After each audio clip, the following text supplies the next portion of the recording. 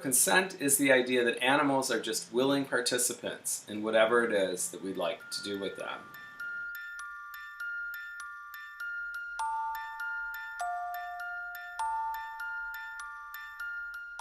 Today I want to talk specifically about the foundational fictions, and I'm going to start with the big one, consent. One of the examples I look at is an ancient example from the Hindu tradition of Lord Krishna milking the sacred cow. So in this portrait, which is very popular, very common in Hindu tradition, Krishna is milking the cow, and the cow is looking back at him affectionately. Her calves are sitting lazily and very contentedly in the grass. This is a very pastoral and benevolent scene. In modern times, we can easily see how this theme translates into packaging and branding. So instead of seeing Lord Krishna on the package, we see a happy family farm and farmers with their children who are affectionately petting their dairy cows. Now, consent is interesting because it emerged when we started domesticating and using animals as property. And, the consent fiction is almost kind of like a guilt response to the idea that we're using animals against their will. And it's a way for us to justify using them by framing the story as if the animals are willing and wanting to sacrifice something for us, rather than us taking or using or dominating them against their will. And the other important function that consent has in modern times is that it promotes the idea that if we believe in consent, then it's just a matter of treatment, humane treatment. If animals don't mind being used, then we just need to treat them well. And then there's the importance of consensual language. So we say that animals give us their milk, they give us their eggs, or give us their bodies, or even their lives, in exchange for doing something greater, something for us.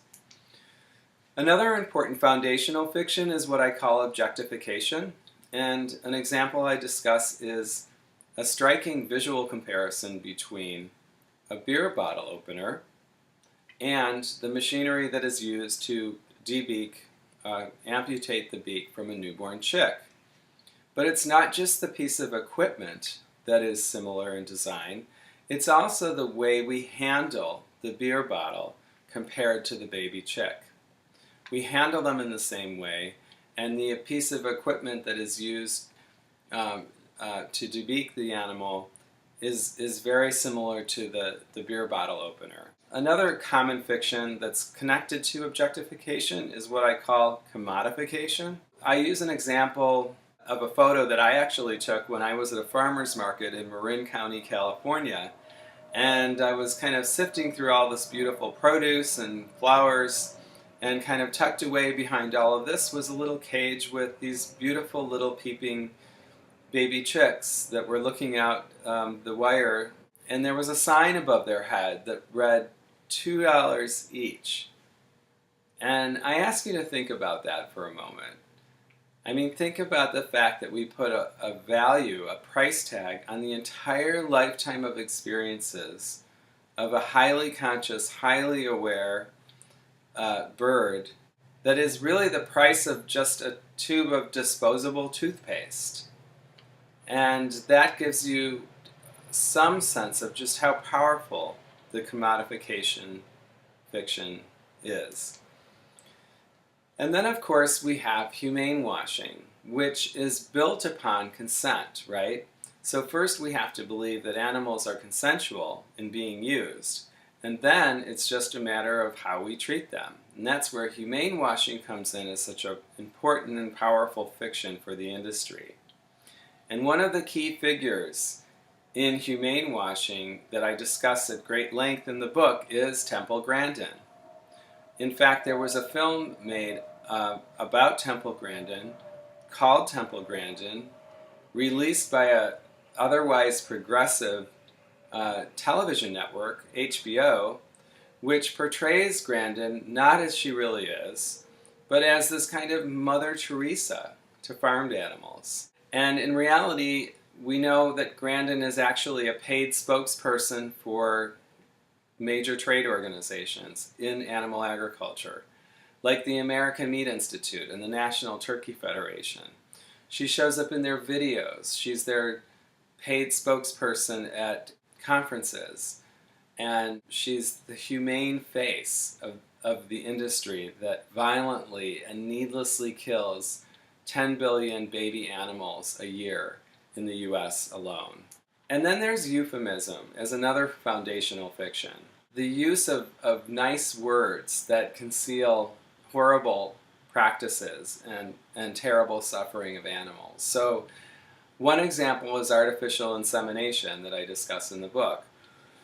So we think of artificial insemination as something very benign. In fact, with human beings, it's an elective procedure, and women who undergo artificial insemination describe it as not that different from having a pap smear. But when it comes to animals like dairy cows, it's a very invasive and violating procedure. And so here we have an example of a veterinarian in Holland demonstrating the forcible impregnation, is what it really is, what they would call artificial insemination of a dairy cow. The last fiction I want to talk about today is naturalism, because there's so many different naturalistic fallacies and fictions that support the idea of consuming animals. In one example that I discuss in the book, there's a Got Milk campaign ad with a mother and her two babies. And she has, of course, the milk mustache, as all of them do. And the strong suggestion here is that having babies and breastfeeding your babies is as natural as drinking the milk of another species, of a cow. But the reality is that calves, for whom the milk was actually intended, are weaned off of their mother's milk after about a year and move on to solid food. And yet we are told through our culture and through advertising and food marketing that consuming the milk baby formula of another species is something we should do into adulthood, even though drinking our own species' milk would disgust us. So this is a testament to the power of popular culture and the fictions they use to keep us consuming animal products that we have no need to consume. And we'll be getting into more of the fictions in the next video, so I hope you'll join me then. Thank you so much.